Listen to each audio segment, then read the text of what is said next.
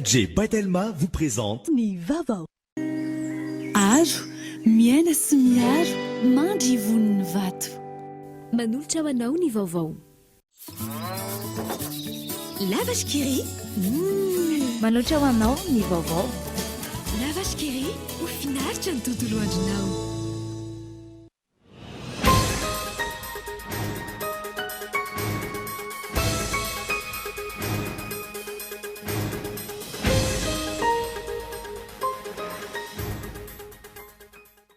Amin'ny talata faharoa ny volana jolay izao no amoaka ny vokatra ofisialy tamin'ny fivitiana solombavam-bahoaka izay nototsaina farany teo ny fitsanarana avy momba ny lalam-panorenana. Ambony ny herijika iakarana amin'ny dingana am-pavalon-dalana ho an'ny Barea-ny Madagasikara taorian'ny fandresenan'ny Burundi. Ny lalao ihaonan'ny Barea amin'ny Nigeria amin'ny lahady ho avy izao no hamaritra ny larina voalohany ny vondrona be.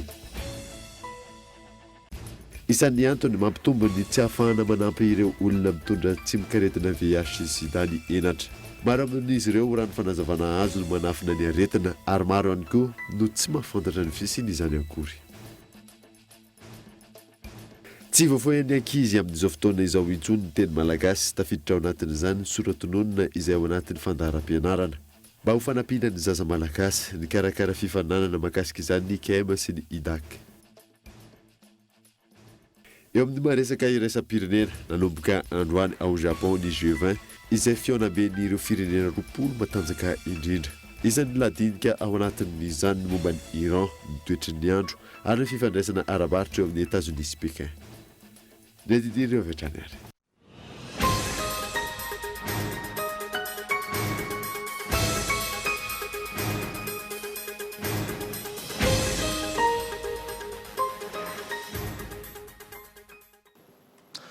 Salantra tompoko lasy tompoko vavy fotoana vaovao eto amin'ny Kultivika manazanao ary anaraka izany hatramin'ny farany. Anomboantsika ny vaovao dia amin'ny talata faharoa ny volana jolay izao no amoaka ny vokatra ofisialy tamin'ny fivitianana solombavam-bahoaka izay nototsaina farany teo ny fitsarana avy momba ny lalam-panorenana. Rarisona Andry. Namoaka fanambarana androany ny fitsarana avy momba ny lalam-panorenana fa ny talata faharoa ny volana jolay ho avy izao amin'ny 4 ora tolakandro no amoahany ny vokatra ofisialy ny fivitianana solombavam-bahoaka izay no totosaina teto amintsika ny alatsinainy fa 17 Mey lasa teo. Taoriana moan'ny voamera maleo tena misana fivitianana ny vokatra vonjy-maika ny vato azon'ireo kandida ny faninana tamin'ny fivitianana solombavam-bahoaka dia amin'ny talata faharoa jolay io izany no amatarana ireo anaran'ireo solombavam-bahoaka misy 150 andrafitra ny teny miram-pirenena izay fahefana mpanao lalàna eto Madagasikara. Vokatra ofisialy izay miendrika didy no avoakan'ny ACC amin'ny andro ny talata faharoa ny volana jolay io, izany hoe tsy misy intsony ny fanoherana azo atao. Mahakasika fividianana izay hatrany dia ny alatsinainy fa 18 ny volana oktobra ho avy izao ny volavola datin'andro izay natolotry ny seni hanatotsaina fividianana kominaly eto amintsika. Rarisona Andry. Tapitra amin'ny volana septambra ho avy izao ny fepitoam-piasan'ireo be ny tanàna eto amintsika. Noho izany dia ny andro ny alatsinainy fa 18 oktobra ho avy izao no volavolana datin'andro natolotry ny seni ny gouvernement hanatotosana fividianana kominaly. Hanomboka amin'ny 20 jolay izao ka hatramin'ny 7 aogositra ny fotoana fanaterana sy fandraisana ireo antota-taratasy ho an'ireo kandida mpanolotsain'ny tanàna sy be ny tanàna. Manazava izany ny filoha lefitry ny seni Rakotonarivo Thierry. Ny ho famoahana ny listy ny kandida ikena ilatsaka ho fidina amin'izany fifidianana be ny tanàna sy ny fifidianana mpanolotsaina ny tanàna eny anivon'ny commune izany dia 15 ny volana aogositra ny vaninandro ny latsabato moa izany ho an'ireo fifidianana roa ireo tanterahana miaraka dia ny alatsinainy fa 20 ny volana oktobra 2024. Miankina amin'ny isan'ireo mponina amin'ny commune tsiraray kosa ny saram-pirotsahana amin'ity fifidianana kominaly ity. Ny 14 ny volana novambra 2024 no heverin'ny seni hamoahana amin'ny vokatra vonjy-maika an'izany fifidianana kominaly izany ary amin'ny 15 desambra 2024 ny vokatra ofisialy. Fandray ny fivoriana andian'ny fadimy ny famaritana ny Fonds africain de développement i Madagasikara ny voaloha hatramin'ny fahatelon'ny volana Jolay izao. Firenena 7 eto Afrika amin'izao fotoana izao ny mahazo izay fanampiana izay indrindra eo amin'ny resaka ara-toe-karena isan'izany i Madagasikara. Michel Aranarjo. Raha ny antotanisa nandritry ny 7 taona nisiany ny FAD mandina ny 5,7 miliara dolara no nampiasaina teto amin'ny kantinanta afrikana. Miisa 17 ireo firenena mandray anjara amin'ny teti-bola ampiasaina eo anivon'ny FAD ny Fonds africain de développement izay eo ambanin'ny fiahin'ny BAD, Banque africaine de développement. Miditra amin'ny andian'ny 15 amin'izay famaritana ny teti-bola izay izy ireo. Eto Madagasikara, Antananarivo no manatanterahana ny fivoriana ny voalohan'ny volana Jolay hatramin'ny fahatelon'ny volana Jolay 2024 izao no manatanterahana izany. Eo amin'ny vahiny eo amin'ny 50 eo no andrasantsika manerana an'izao tontolo izao ary misy délégation européenne misy ny Amerika sy avy any Japon ihany koa ary mazava loatra misy ny président ny banque africaine mifampandroana zany Andriamatoa Adesina ho avy eto Madagasikara. Izy moa zany no azo lazaina ohatrany hoe mitovitovy laharana ny azo ilazana azy amin'Andriamatoa David Malpassy, président ny Banque mondiale. Izy dia président ny Banque africaine de développement. Ho avy eto amintsika izy zany izy moa efa manana ataontsika hoe fifampitokisana be lehibe tokoa amin'Andriamatoa filohan'ny Repoblika Andriamatoa Rajoelina. Ny taona 2024 no nakasitrahan'ny BAD ny document de stratégie pays any Madagasikara nanomboka ny taona 2024 hatramin'ny taona 2022. Vola manodidina ny 4,7 tapitrisa UC no azo tamin'izany. 12 ireo tetikasa efa natao hatreto, tetikasa momba ny fambolena, fanamboaran-dalana sy ireo maro hafa. Isan'ireo tetikasa ao amin'ity taona ity ny fanohizana ny lalam-pirenena fahasivy sy ny lalana mampitohy ny tolaniaro amin'ny vangain-drano. Fa lafim-baovao hafa kosa indray dia ambony ny herijika iakarana amin'ny digany ampavalon-dalana ho an'ny baren'i Madagasikara taoriana ny fandresenan'ny Burundi omaly lalao eo an'ny baren'i Madagasikara amin'ny Nigeria amin'ny alahady ho avy izao namaritra ny laharana voalohany amin'ny vondrona be fanadidina. Tsara toerana ny ekipa pirenena malagasy taorian'ny fandresena rainy ohatra ny Burundi omaly ambony ny herijika iakarana amin'ny dingany ampavalon-dalana. Raha nikajy nataon'ireo mpamakafaka momba ny baolina kitra nanaovana fanadihadiny. Raha ohatra zany tsika aloha mandresy Nigeria dia tsika voalohany anatin'ny poule. Raha ohatra tsika manao match sanila ny Nigeria dia efa tafakatra ihany koa tsika fa faharoa. Fa raha ohatra tsika resy Nigeria dia mbola miakina match ny Burundi sy Guinée sy tsika sy Nigeria zany satria mety mandeha amin'izay ny goal average sy ny rehetrarehetra zany. Fa ny zavatra mety mitsanga koa nefa mety azahoantsika chance kokoa dia ny mahakalifian'ny Nigeria na dia hoe ninona vokatry ny lalaony amintsika. Ny dikan'izay zany tsy maintsy izy mety ampilalao an'ilay ekipa fiandry. Ray aloha mety hoe resaka carton, faharoa resaka mety hoe maratsa le club, fahatelo eo amin'ilay hoe hery entiny hatsika an'ilay huitième de finale. Ankoatra ny fananany Barea de Madagasikara ny isa 4 taoriana ny fandresena ray sy lalao ady zala ray. Tombondray atafitan'ny ekipa pirenena malagasy any amin'ny dingany ampavalon-dalana ihany koa ny fisian'ny fifantenana ny meilleur troisième isam-bondrona. Araka ny isan'ny poule amin'ny kanina zany dia misy ny poule anakenina dia ny poule roa amin'ireo zany misy ny Congo sy Kenya dia ao amin'ny poule misy ny Congo zao i Congo efa somary efa tsy dia manana chance safiry satria 2 défaites zareo dia raha misy victoire zany any amin'ny match farany dia 3 points. Donc si a dépassé any Barea mihitsy zany amin'ny point amin'ny meilleur troisième. En poule ray izay ahitantsika ny Kenya, Tanzanie, Sénégal dia raha mahita fa Sénégal no mitarika.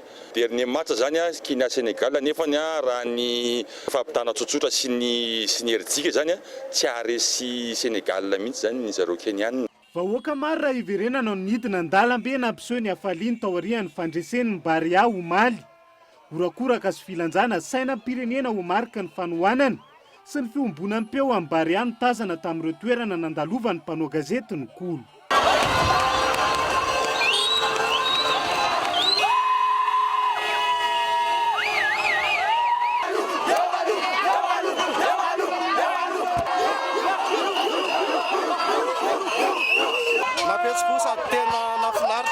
Sambany teo amin'ny tantaratsika malagasy zany nisy zavatra ohatran'ireny dia faly le malagasy, faly ankana vita miorakoraka mivoaka eran-trano daholo fa tsotra betsaka amin'ny Bary.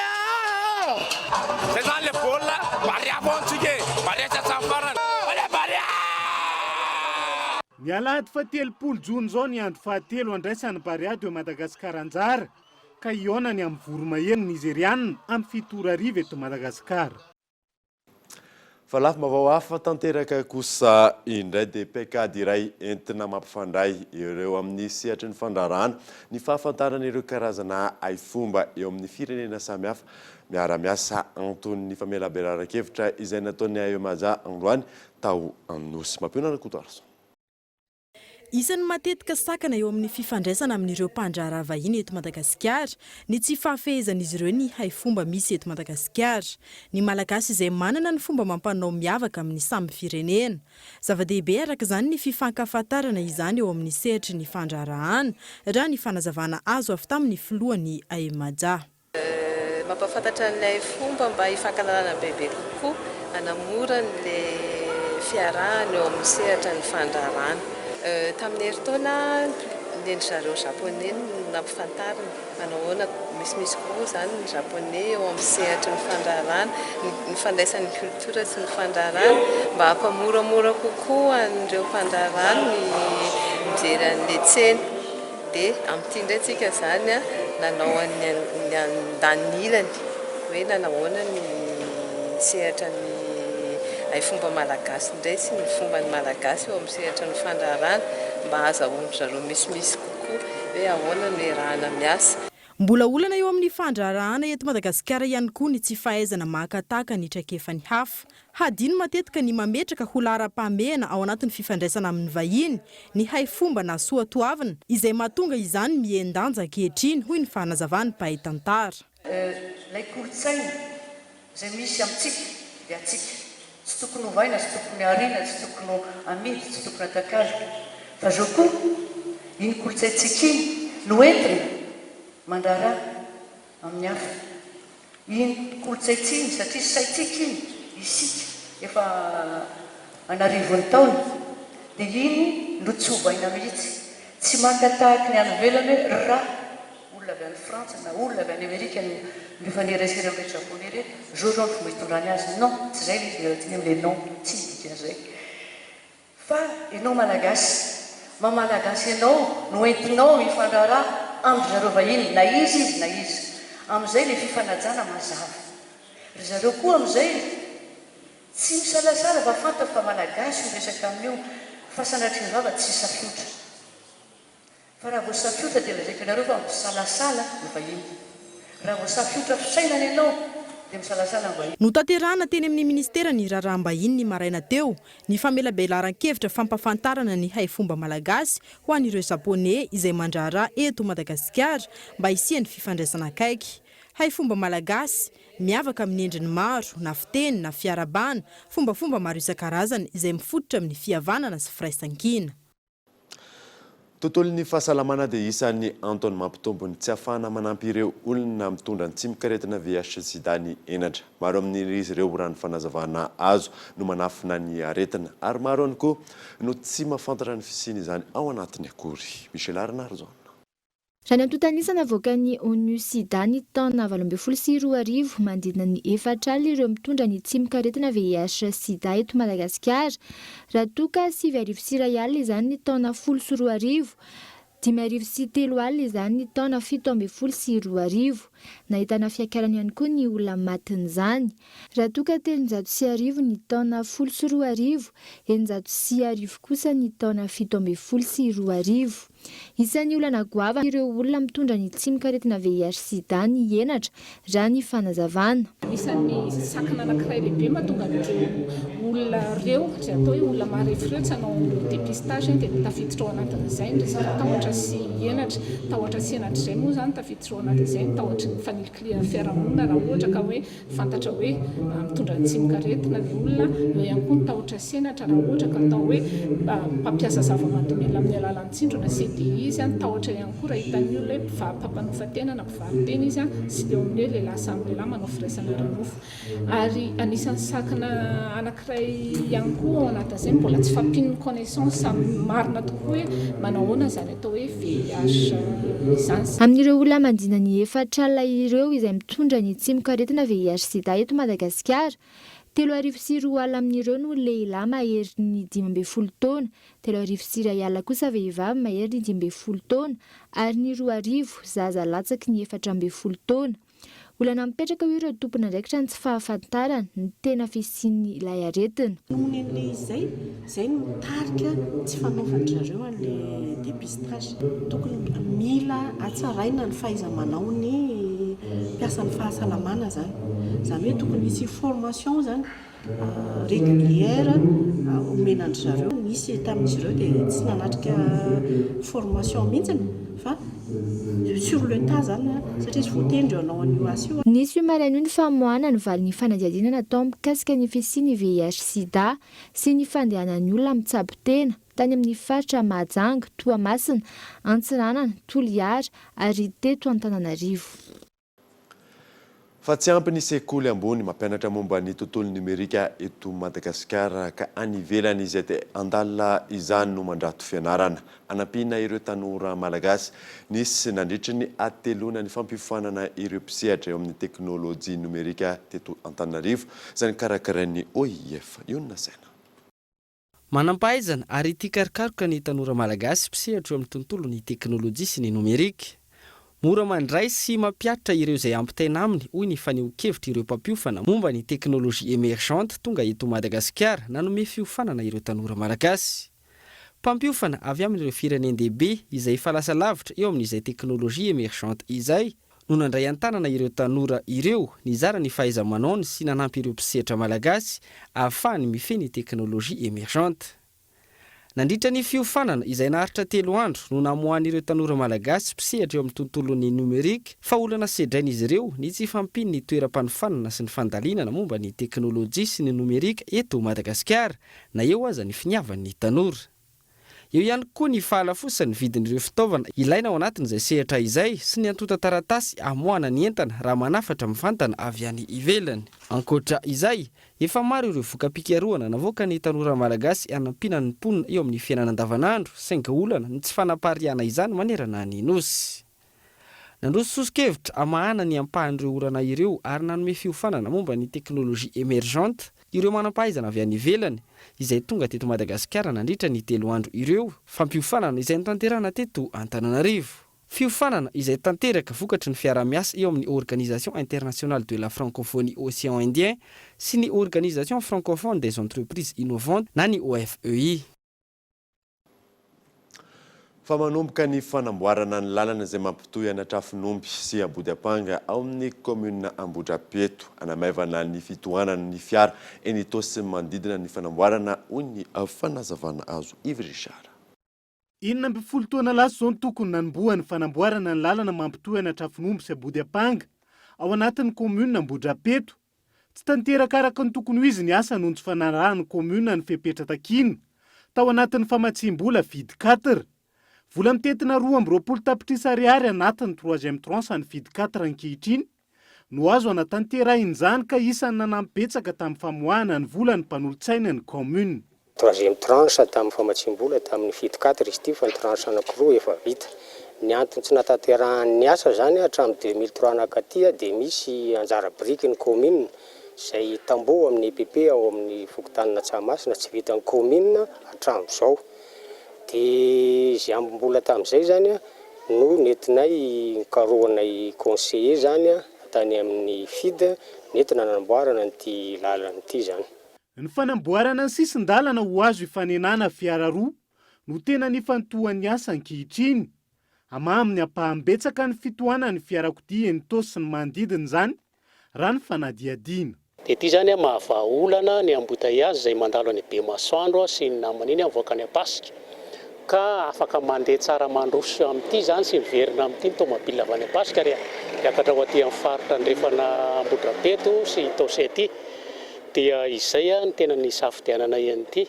Ka izy ity moa zany efa tena eo ampanaovana azy mihitsy ny izahay asa afaka andro vitsivitsy ngamba dia vita tanteraka izy ity dia mba ilamina izay ny fifamoivoizana amin'ity faritra Taosety aloha mandrapahavitany tena lalana tsara amin'ny faritra Bemasoandro iny.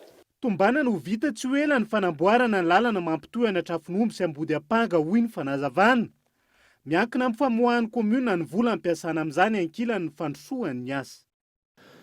Tonga eto amin'ny fotoana ny dokavarotra isika aoriana izay ny andraisantsika vahiny feo ihany koa ny fanolorana fitaovana izay ataon'ny orinasa Star. Rehefa avy eo ary.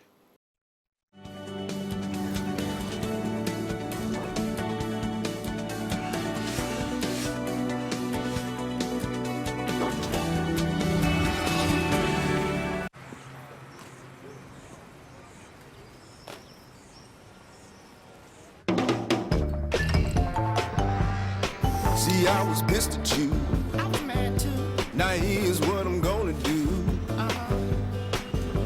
Remember all the good times that we shared. You better remember everything that we did together. If we can work it out, yeah. Girl, there is no doubt. You know I'm passing down. I know our debt to love has been paid. I paid that bill. 'Cause you're my best friend to the end.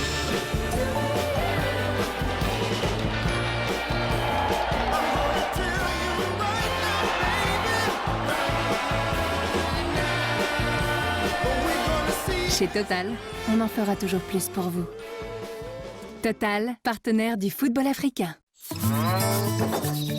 La vache qui rit.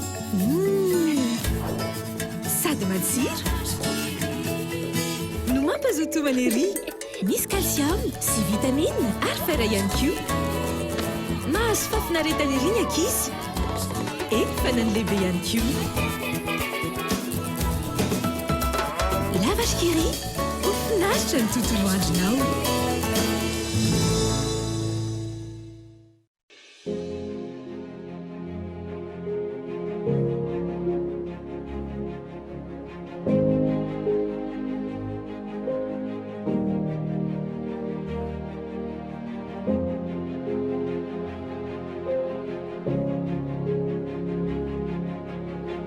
Vous aussi, préservez votre patrimoine avec l'assurance incendie. Art, vivre et entreprendre en toute sérénité. Yes, we can!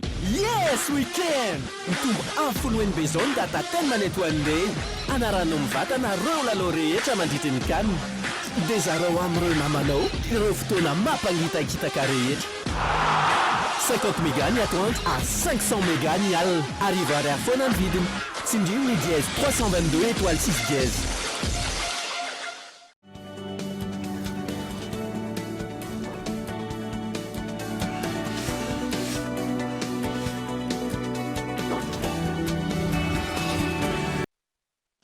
Manambahiny sampana fampalalam-baovao amin'ity alina ity tsy zany fa général de brigade Adjatina Rasolomanana zay talay général hydrocarbure au niveau du ministère tompona andraikitra izany miarabanao tonga so eto amin'ny plateau an'ny Cool TV fatatsika arakan'izay fa tontolo ny solika ny resantsika amin'ity alina ity hitatsika koa fa vity ny fifanarana nisy teo amin'ny fanjakana sy ireo mpandrara solika eto Madagasikara inona ny hoe azo resanao mahakasika izay.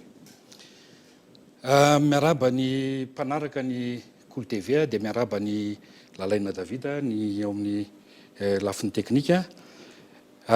Vita tokoa ny négociation mikasika ny solika ny structure tarifaire moa zany iverina fa pejy vaovao no misokatra ho an'ny fandrarana ratsolika eto amin'ny Madagasikara amin'izao fotoana izao.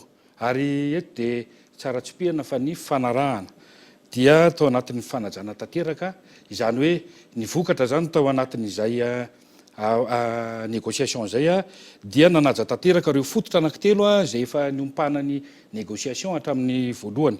Dia ny fitsonjovana ny mpanjifa amin'ny fametrahana ny vitsolika sahaza na prix de carburant socialement correct, dia eo koa ny fitandrona ny fahamandraraha amin'ny fandrarana ratsolika, ahafahana mampitombo ny fotodrafitrasa sy mamaly koa ny filany firenena na ny rentabilité économique zany ho an'zareo opérateur pétrolier, ary eo le antsoina hoe zéro subvention na ny fialany fanjakana tanteraka amin'ny fanonerana ny elanelam-bidiny solika ho an'ny mpanjifa. Eto zany dia structure tarifaire vaovao na rafibidy tsolotany vaovao no miatra vaovao koa arak'izany ny pejy izay andalovany fandrarana ny sehatry ny solika eto Madagasikara. Mitena atao hoe pejy vaovao zany eto miditra pejy vaovao tsika eto Madagasikara. Vita zany ny fifanarahana ny zavatra mivoaka tao anatin'izay fifanarahana zay latsaka ariary zato ny essence, 50 ny gazole, 500 ny pétrole. Mahakasika an'izay ny tiako resana, inona tena ambadika izay hoe arizato zay ao anatin'le essence zay, satria hitantsika fa anaty tambazora serasera any be dia be ny manaraborabo amin'izay arizato zay, inona tena ambadika le izy? Ariary zato ny fidinany vidiny lasantsy, 50 an'ny gazoil ary 500 an'ny solika fandehatra. Ny tsara fantatsika dia raha toka nampiarina izay structure tarifaire teo aloha, raha tena nampiarina dia tokony niakatra ho 500 ny vidin'io solika io hatramin'ny 20 Jona teo. Izany hoe ny 500 io zany moyenne io ka raha nampiarina zany io dia raha niakatra 500 ny vidin'ny solika, dia raha toa zany ka nidina ariary zato ny vidin'ny solika tonga ny 20 Jona, dia midika ho 500 sy 500 zany ny tena fidinany lasantsy. Ny zavatra tokony fantatsika dia izao, nandritra hatramin'ny mipetrahan'ny gouvernementa teo ty gouvernementa sy ny fitondrana vaovao ty dia tsy nisy fiakaran'ny vitsolika. Ny antony dia teo moa mazava ho azy ny fitsonjovana ny mpanjifa, teo koa fantatsika fa ny tao anatin'ny sehatry tao anatin'ny négociation tsika, dia tao anatin'izay négociation zay mazava ho azy fa tsy maintsy niandry ny fivoahany zay négociation zay. Efa niresaka kely any ianao tao hoe nisy ny hoe vaovao sy ny taloha amin'le resaka hoe viditsolika io hoe ny structure tarifaire ny tiako resana, inona ny teo hoe fiovana lehibe amin'ny ireo taloha sy ny vaovao io? Misy maro izy ireo satria taloha nisy 45 poste ny tao anatin'ny structure tarifaire dia efa nisy dia nidina ho 39 zany izy zao, zany hoe ny maivamaivana kokoa. Fa raha tsy laza ohatra hoe afa-tsy ny frety raha taloha tamin'ny structure teo aloha dia 68,75 $ par tonne métrique ny frety. Ankehitriny izy amin'ilay structure tarifaire vaovao zao dia 40 $. Zany hoe nisy fidinany 28,75 $ par tonne métrique zany ny frety. Ohatran'izay koa ny frais d'approche dia nidina afisasaka satria raha toka hoe teo aloha izy 24,69 $ par tonne métrique, dia ankehitriny zany amin'ilay structure vaovao zao dia 12 $ par tonne métrique. Tsara ho tenena ihany koa angamba satria anisan'ny zavatra nolazain'ny filohan'ny Repoblika ny mikasika ny marge, frais marge ny détaillant zany hoe zareo gérant. Taloha izy zany raha 64 ariary par litre ny azony zareo, dia ankehitriny zany dia miakatra manodidina ny 69 ariary par litre. mbola maro moa zany ny tsy ampy ny fotoana anazavana ilay izy a fa iveriko fa izay telo zay a zay teboka telo zay dia ahafahantsika mahatsapa ny fanovana ny entina tao anatin'izany structure tarifaire io zany. Raha io fanovana raha zay filazana zany fanovana io zany gagnant gagnant zany tamin'ity. Mazava ho azy tao anatin'ity fanakalozakevitra natao a dia tsy nisy mihitsy zany hoe resy mandresy satria araka ny voalaza teo nisy an'ilay fototra lehibe anankitelo voalaza tery aloha tery a dia amin'ny fitsonjovana ny mpanjifa ny fitsonjovana mazava ho azy ny mpandrarara atsolika ary fitsonjovana koa ny mba tsy siny subvention ataon'ny fanjakana eto zany a tsy nisy antery teo a fa zavatra ny fararana tanteraka ny tao anatin'ny ilay verina zany fa dia gagnant gagnant iny résultat nivoaka farany teo iny. Ao anatin'ity hoe resaka manodidina ny solika ity nisy ihany koa ny rehefa teo ny fiakarana sy ny fidinana misy foana le resaka hoe vérité de prix ahoana ny makasika zay vérité de prix zay amin'izao tsika. Ny vérité de prix a tsara fantatsika fa tamin'ny roapolo raha nilaza ny ministra fa tratra ny vérité de prix a tamin'ny roapolo jona dia tratra ny vérité de prix. Ny tsara ho fantana dia eto Madagasikara misy ny antsointsika hoe misy ny antsoina hoe prix affiché à la pompe izay ny fanjakana no mameta azy.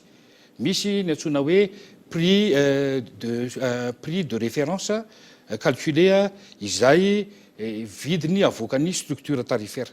Io structure tarifaire io zany io le nanaovana négociation dia ny prix de référence calculé no mivoaka ao anatin'io. Nefany ka hoe avo loatra ny vidiny solika satria tokony fantatsika fa misy singa roa ny mamaritra ny anisan'ny tena mampiovaova ny vidiny solika dia ny vidiny solika maneran-tany sy ny fiovaovan'ny santany ariary mihoatra amin'ny dolara sy ny euro. Raha toa zany ka misy ny fiovana be loatra amin'ireo singa roa ireo dia ho sarotra ihany ny tonga dia ampiatra ny mety ho vokatra zany any anatin'ny structure de prix any anatin'ny prix affiché à la pompe dikan'izay zany anjaran'ny fanjakana no mameta n'ilay prix affiché à la pompe mba ho ny ampahany ihany raha toka misy fiakarany be loatra ireo le singa anankiroa ireo dia ny ampahany zay fiakaran'izay ihany no ampiariny eny amin'ny eny amin'ny prix à la pompe. Fa raha toa nefa amin'ny fotoana hidinany be loatra indray dia ny ampahany ihany koa no ampiarina amin'izay fotoan'izay fantatsika zany fa mifameno ireo anankiroa ireo zany ireo le elanelana ny fiakarana sy fidinan'ireo dia izay zany no anjara andraikitry ny fanjakana. Ny vérité de prix zany dia mazava ho azy fa ny prix affiché à la pompe dia mitovy amin'ny prix de référence calculé avoakany structure de prix. Ahoana koa sara mahakasika ny hoe tombontsoa zany le inavy ireo tena tombontsoa voaray tamin'ity fifanarahana ity. Fantatsika fa eto Madagasikara raha ohatra raha nilaza zany teo le ohatra hoe nisy ariary zato zany hoe nisy ariary zato raha tamin'ny volana jona zany zay hitan'ny olona fa 500 sy 500 kosa izy io ny tena marina tao anatin'ilay négociation satria raha niainga tamin'ny ilay hoe tamin'ny volana janoary no niaingana. Ny tombontsoa dia ny ampahambidin'ny solika zany izay nesorina tao anatin'io vidsolika io dia mazava ho azy fa afaka anaovana fotodrafitrasa.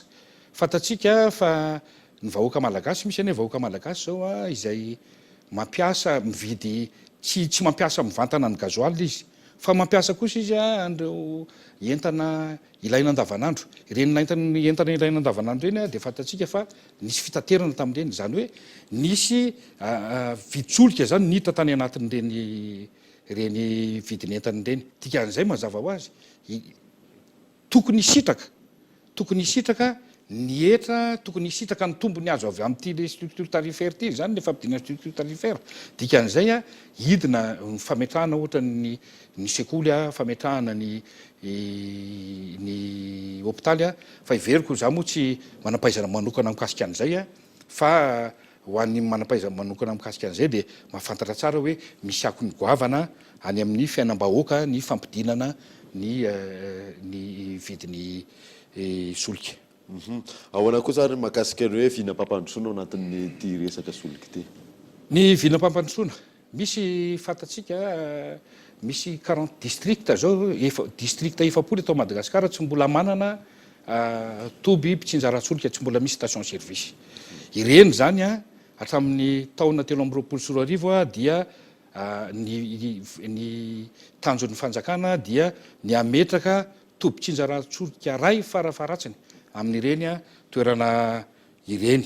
Eo koa ny fanarenana na fanajariana ireo seranatsambo izay fantatsika fa misy zao ohatra ny seranatsambo raha andray fa tsy morondava ohatra ny solika ampiasaina morondava dia miainga mandeha taterina amin'ny camion citerne avy etỳ Tamatavy, avy etỳ Toamasina, nefa misy ireo sambo mpitatitra solika izay miodidina Madagasikara mandalo fotsiny eo morondava satria tsy afaka miditra amin'ilay seranatsambo noho ny fahasimbany tsy ampy le tirando zany. Dikan'izay anjaran'ny fanjakana zany no manatsara ny foto-drafitrasa iny mba hampisy akony amin'ny voalohany indrindra aloha zany ny fafahana famatsiana ratsolika, ary faharoa manarak'izay ahafahana koa mampidina ny vidin'ny solika satria na oviana dia tsy maintsy midina misy akony any amin'ny fidinany any amin'ny vidsolika ny fitaterana solika. Eo koa moa ny efa voalazan'ny filohan'ny repoblika ny mikasika ny famindrana ny tombotsolika tsy Alarobia ho an'ny Ambohijanaka. Marina tokoa fa mety efa projet nisy teo aloha izy io fa ny tokony fantatsika ny antony projet io noho ny ity structure tarifaire ity izay tsy maintsy mitombotsoa amin'ny vahoaka no tokony mijerena voalohany izay vao nijerena hoe rehefa nifanaraka tsara zany tao anatin'ny izy hita ny tombotsoa amin'ny vahoaka fantatra izy fa tsy manimba ny tombotsoan'ny mpandrararatsolika amin'izao fotoan'izao zany dia itoy andeha itoy indray zany izany toby fitsinjarana solika zany. Manarak'izay eo koa ny filazana efa ny famindrana ireo tombotsolika izay mety misy any amin'ny toerana any an-tanàn-dehibe zany dia tsy maintsy afindra any amin'ny miandalana zany ny famindrana andreny any amin'ny toerana any aty ivelan'ny tanàna. Ny antony dia rehefa antitra ireny foto-drafitrasa eny dia mety hisy mety ampidi-doza dia tsy maintsy mandeha amin'izay tsika. Dia koa mazava ho azy ny fanatsarana zany na ny remise aux normes an'ireo tombotsolika izay efa misy manerana ny tanàna. Ny amaranantsika anazy misy hoe ny tenina farany ny teny farany everina fa samy nahazo ny tandrify azy ny tsirairay ireo mpiara-mombonantoka tao anatin'iny négociation iny. Mpiara-mombonantoka ny lazainy eto fa tsy mpifaninana satria sahala amin'ny mpiraharaha-mianala ihany toko telo mahamasana andro ny mpanjifa, ny fanjakana ary ny pétrolier, ny mpandraraha aratsolika. Dikan'izay mifameno tanteraka ny tombotsoa ao anatin'izay fa tsy misy akory ny hoe misy mandresy sy resy zava-dehibe zany ary tokony andeha amin'izay avokoa zany ny tsirairay eo ampanaovana ny inona moa amin'ny fandraisana ny andraikiny ao anatin'izany.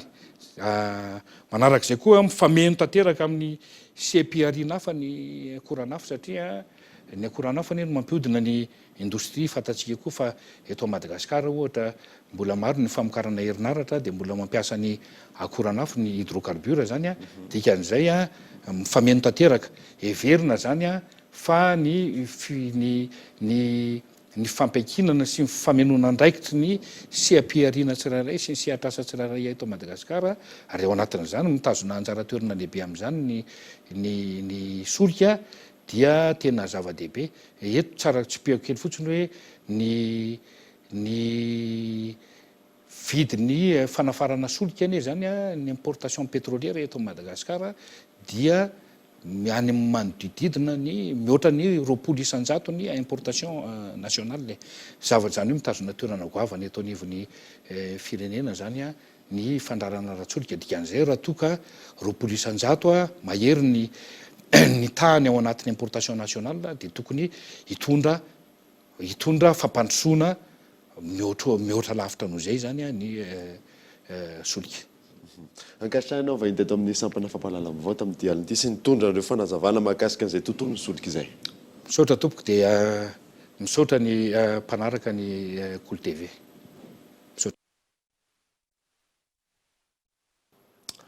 Zay ny amin'iny fanahazo fitaovana avy amin'ny Star ireo rasazy renjaza ho fan'ny fikambanana Soriridonja androany natolotra tamin'ny fomba ofisialy teny amin'ny foben'ny Star ireo fitaovana ireo misy larana arzo. Ranatoty anisany avoakan'ny UNFPA vehivavy 10 isan'andro no namoniny ainy eto Madagasikara vokatry ny fahasarotana eo am-piterahana 3 amin'ireo dia latsaky ny 19 taona. Isan'ireo firenena mbola ambony ny taham-pahafatesana eo am-piterahana i Madagasikara. Any amin'ireo faritra lavitra sy tsy ahitana toeram-pitsaboana no tena ahitana betsaka an'izany. Ireo renjaza amin'ny ankapobeny no mandray antana ny fanarahana ny voaka sy ny fampiterahana azy ireo. Izy ireo izay misedra olana maro raha ny fanazavana. Etika moa zany ny olana sedrainay eo aloha tsy fampiany fitaovana dia ny atao hoe ny resaka hoe resabola koa zany ny olana ao anay satria izay matetika mivoaka koa zany ho an'ireo dia lasa Alohan'izany indrindra dia vokatry ny fiaraha-miasa eo amin'ny fikambanana Sona ny Soriridonja sy ny orinasa Star efa nisy ny fampiofanana ireo renjaza amin'izao fotoan'izao ho toy ny fiaraha-miasa nisy kosa ny fanolorana fitaovana. Mezana fitaovana araka ilay efa voalaza tamintsika teo stéthoscope de Pinard miisa 750 fitaovana izay hoentina izy ireo matrona na renjaza anatanteraka ny asany amin'ny andavanandro. Mazava ho azy koa moa isy ny formation izay ho ataony dia efa mampiasainy ilay fitaovana amin'izay fotoana izay aromena ny zareo ahafahany manao ny asany. Raha tsy ahivina tafiditra ao anatin'ny politika RSE ny orinasa Star ny fanampiana ny mponina indrindra ireo mponina sahirana eto Madagasikara. Ny mahakasika ny gazety mpiseho isan-kerinandro Madagasikara Matin Hebdo indray nentina aminao anatin'ity fanadadiana manaraka ity Iona Saina. Nivoaka tamin'ity androany ity ny laharana fa 7:30 ny gazety Madagasikara Matin Hebdo. Lohateny dehibe amin'izany fête nationale une armée prête à toutes les batailles no eo amin'ny pejy 4 sy 5. Madagascar Rwanda renforcement de la coopération à l'horizon no eo amin'ny pejy 3. Ny maresaka ara-panatanjahantena ny kanina 20 sy 20 un pied de Barea en 8e de finale no eo amin'ny pejy 4 ary eo amin'ny pejy 4 sy 7 destruction rapide de la réserve d'Karafantsika. Ankoatra izay resahan'ny gazety ihany koa amin'ny pejy 2 responsabilité sociétale des entreprises un outil vers le développement durable. Ny fandarana lalina eto amin'ny fahitalavitra Cool TV no eo amin'ny pejy 220. Mety ringana Karafantsika afaka 10 taona. Izay no fandarana alalino arahanao eto amin'ny Cool TV ny alahady ho avy zao. Eo amin'ny pejy 420 sy ny 720 ireo tontolon'ny fanatanjahantena avy any ivelany ary eo amin'ny pejy 920 sy 720 ireo maresaka iraisam-pirenena. Ireo no isan'ny songadina tao anatin'ny Madagasikara Matin Hebdo laharana 7:30 nivoaka tamin'ity androany ity. Fa tsy voafeny ankizy amin'izao fotoana izao intsony ny teny malagasy tafiditra ao anatin'izany ny soratononina izay ao anatin'ny fandaharam-pianarana mba ho fanampihana ny zaza malagasy ny karakara fifaninanana mahakasika izany ny IKM sy ny IDAK fanadiny ary zorana avy manana. Mbola maro amin'ny zaza malagasy ankehitriny no tsy mahafeny tenin-drazana anisan'izany ny soratononina ho fanamafisana izany no antom-pisian'ny fiaraha-miasa eo amin'ny IKM sy ny IDAK. Niompana bebe kokoa tamin'izany ity fifaninanana ity 17 ny isan'ireo sekoly miankina sy tsy miankina namaly ny antso ny IKM izay misy ny ambaratonga rehetra. 500 teo eo ny isan'ny ankizy nandray anjara teto, 50 no niatrika fifaninanana ary 5 mianadaty amin'izy ireo no mendrika indrindra ka notolorina rakobolana. Ny soratononina nanomboka tamin'ity volana Jona ity fa ny fiantsonana efa nanomboka tamin'ny volana May no navoaka ny fitoeran'ny kolontsaina malagasy. Tsy nifidy ireo hoe miankina fanjakana sa tsy miankina.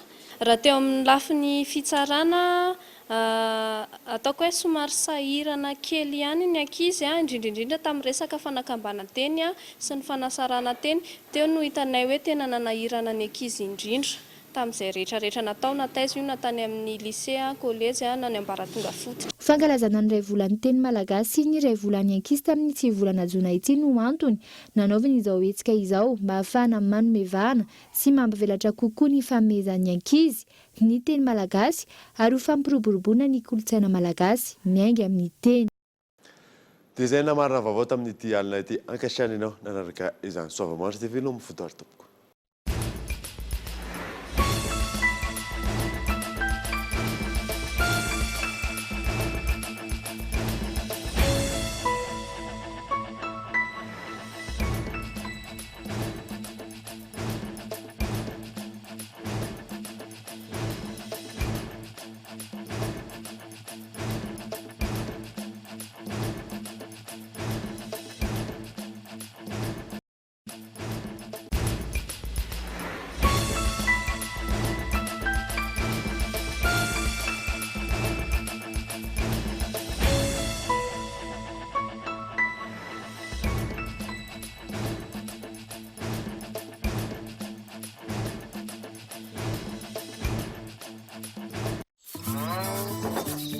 La vache qui rit. Narainao teo ny vaovao miaraka amin'ny La vache qui rit. Au final, tu as tout loin de nous. Le journal vous a été présenté par Aro, Miena Simiaro, Mandivun Vato. La 4G by Telma vous a présenté Ni Vavao.